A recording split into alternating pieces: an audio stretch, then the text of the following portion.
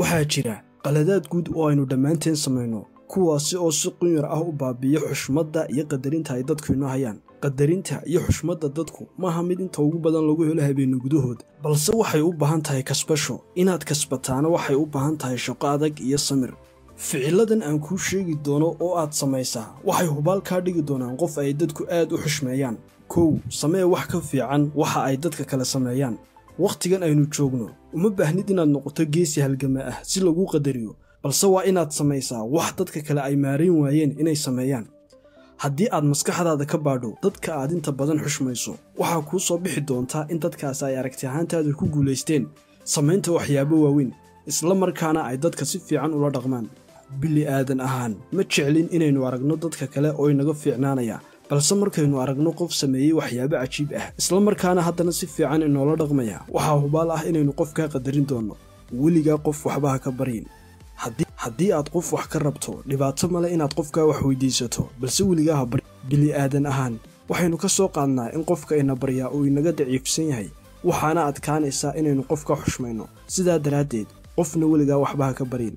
weligaa ha noqon qof baahi badan. haddii aad baahi u qabto in dareen ahaan lagu taageero, ama aad baahi u qabto qof aad jeceshahay, shaqo, lacag ama wax kastoo kale, weligaa dadka ha tusin inaad waxaa aad ugu sii baahan tahay. dadka qaar waxaa laga yaabaa inaanay waxba u arag inay arkaan qof baahan, balse dadka badankoodu qofkaa hoos ayay u eegi doonaan. inaad dadka ka tanbadiso codsiyo badan, telefoon wicis badan ama su'aalo badani waxay sababaysaa in qiimaha aad agtooda ku leedahay uu aad hoos ugu dhaco. helina maysid xushmadda aad rabtid. ku istaag cagahaaga. dhammaanteen waxaynu nahay bila'aadan, waxaana aynu dhammaanteen la kulannaa waqtiyo adag. dhibaatana ma leh inaad mararka qaar qaylido, oydo ama aad samayso waxyaaba aad dareenkaa xun ku muujinayso, balse weligaa waxyaabaha ha ku hor samayn dadka hortooda. xataa marka aad naxdin aad u weyn dareento, ku istaag cagahaaga oo iska dhig qof deggan, dadkuna aad ayay ku xushmayn doonaan.